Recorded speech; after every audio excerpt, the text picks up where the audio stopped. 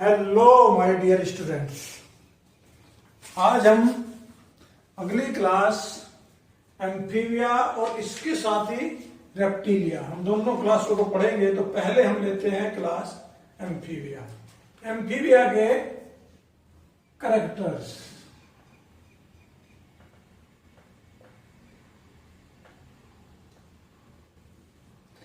Amphibia, amphi means होता है boat. अब बाया का मतलब हुआ है ऑर्गेनिज्म। तो ऐसे ऑर्गेनिज्म तो दोनों जगह रह सकते हो, ये वाटर में भी और लैंड में भी दोनों जगह रह सकते हैं, इसलिए इनको नाम दिया गया है एम्फीबिया। तो सबसे पहला करेक्टर आएगा एम्फीबिया, ऐसे ऑर्गेनिज्म है जो पानी में भी और अर्थ पे भी रह सकते हैं, उनको कहते हैं एम्फीबिया। दूसरा करेक्टर, ये कोल्ड ब्लडेड हैं, इनका बॉडी टेम्परेचर बदलता रहता है, एनवायरमेंट के हिसाब से इनका टेम्परेचर बदलता है। ऐसे ऑर्गेनिज्म को हम कहते हैं कोल्ड ब्लडेड।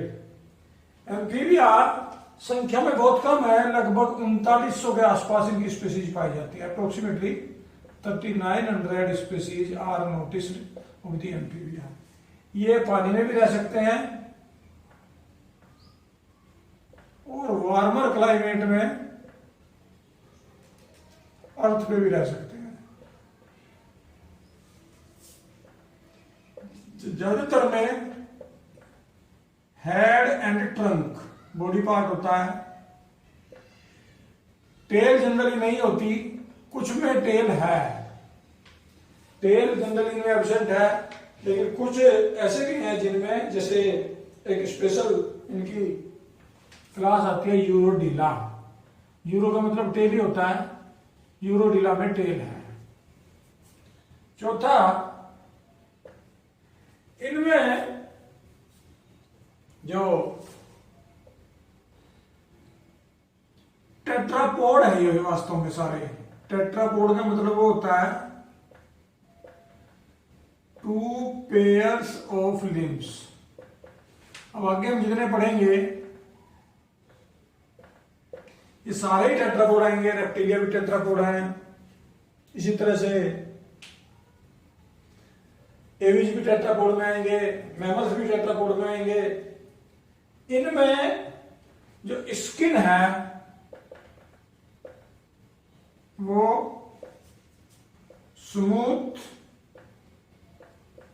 या रफ, लेकिन स्किन पे ग्लैंड होती हैं,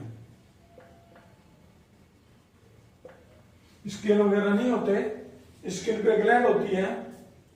और इसमें स्किन में ग्लैंड की वजह से ये कुछ में ये स्किन मॉइस्ट हो जाती है, स्लिपरी और मॉइस्ट। इनमें जो एक्सोस्केलेटन है वो एब्सेंट है। ना तो स्किन के ऊपर कोई बोनी कवरिंग है, ना ही हेयर्स हैं, ना ही स्केल्स हैं। तो एक्सोस्केलेटन में एब्सेंट होता है। इसके अलावा इनमें किसी ना किसी स्टेज में गिल्स इन लार्वा और कुछ में एडल्ट में भी, जैसे एक्सोलोटल है, नेक्चुरस है, इनमें गिल्स होते हैं एडल्ट में भी। तो गिल्स कहीं ना कहीं जरूर मिलेंगे। जितने भी एम्फीबिया हैं उन सब में किसी ना किसी स्टेज पे गिल्स मिलेंगे। ये इनका अगला कैरेक्टर था। इसके अलावा इनमें जो हार्ट है 3 चैम्बर होता है। हार्ट में 3 चैम्बर होते हैं, 2 ओरिकल्स और 1 वेंट्रिकल। तो ऐसे हार्ट को हम कहते हैं 3 चैम्बर्ड हार्ट। इनमें मिक्स्ड ब्लड सप्लाई होता है। वास्तव में जो वेंट्रिकल है, वेंट्रिकल में ब्लड मिक्स हो जाता है, तो उसमें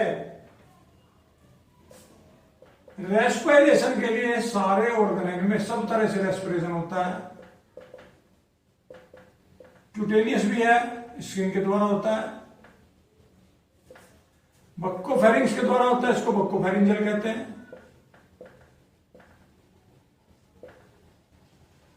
कुछ में गिल्स के द्वारा होता है, लार्वल स्टेज में तो सब में ही होता है, और जब बड़ा हो जाता है तो लंग्स के द्वारा होता है।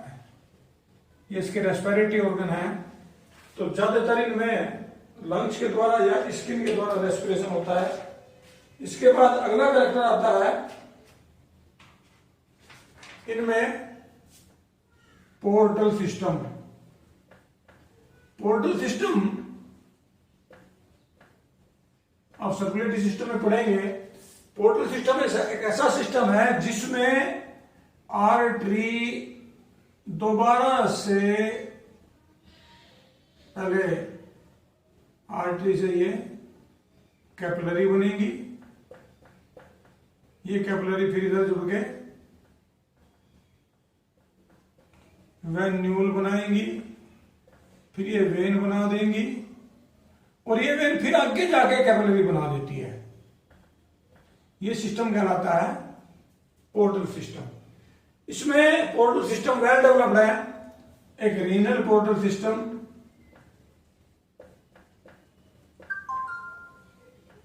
जो किडनी से रिलेटेड है, जहां भी रीनल आ जाए समझ लो ये किडनी से रिलेटेड है।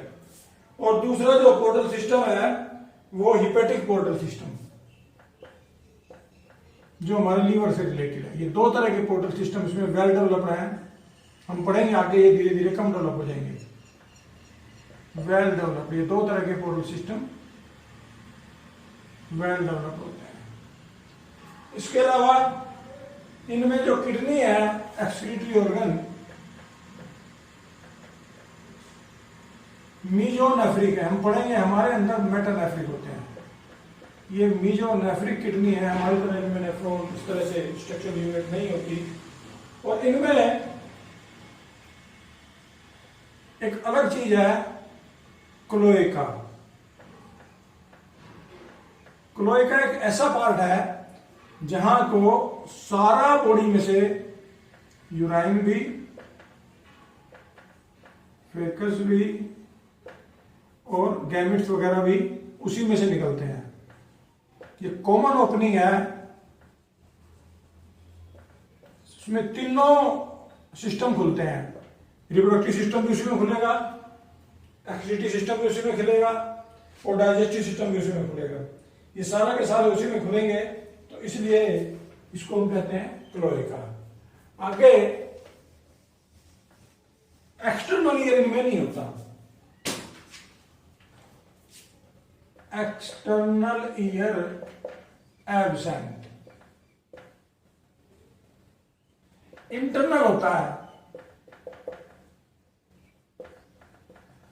और एक्सटर्नल ईयर के ऊपर एक मेम्ब्रेन होती है जिसे कहते हैं tympanum.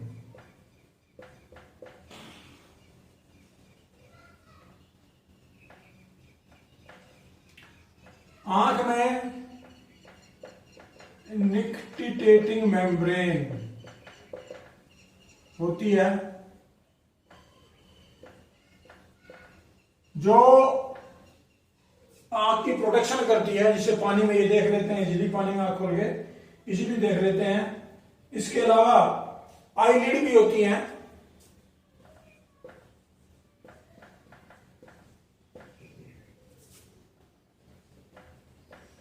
Nervous system highly developed है। ब्रेन भी है, स्पाइनल कॉर्ड भी है, क्रेनियल नर्व भी है और स्पाइनल नर्व भी है। ये सारा का सारा इसमें होता है। इसमें जो क्रेनियल नर्व है वो 10 पेयर्स हैं, 10 pairs of cranial nerve. Cranial nerve जिसमें केवल 10 पेयर्स होती है। हम पढ़ेंगे मैमल में 12 पेयर होती हैं, इनमें 10 पेयर्स हैं। इसके अलावा lateral line system sensory part है। लेटरल लाइन सिस्टम ये डेवलपमेंट के टाइम होता है। बाद में नहीं रहता। मछलियों में खूब होता है, लार्वे में है। इसके बाद नेक्स्ट करेक्टर ओविपेरस है ज्यादातर, दे आर मोस्टली अंडे देते हैं। यूनिसेक्सुअल है, मेल फीमेल अलग अलग होते हैं। एक्सटर्नल फर्टिलाइजेशन है,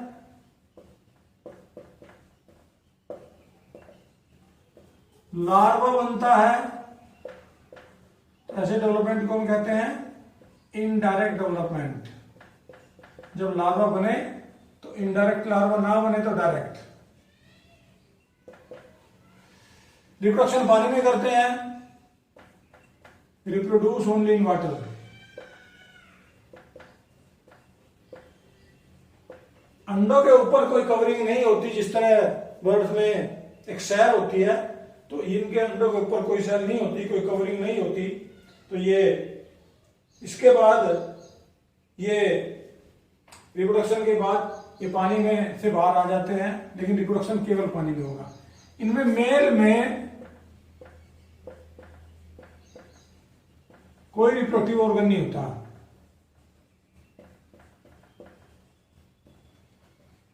पेनिस वगैरह मेल में नहीं होते, बल्कि इनमें फॉल्स कोपुलेशन होता है।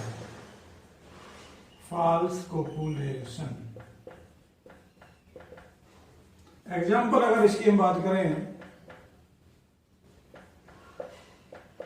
फ्रॉग, टोड, सैलामेंडर, हाइला, ये इसके एग्जाम्पल हैं। ये था हमारा एम्फीबिया। इनके करेक्टर आप ध्यान से देखें। मैंने आपको बहुत करेक्टर बता दिए, आपकी बुक में थोड़े कम हैं, आप इन सब को ध्यान से देखें और ये करेक्टर आप याद करें तो आपको आइडिया हो जाएगा कि इसमें जो एम्फीबिया में कौन कौन से करेक्टर होते हैं। Okay, thank you.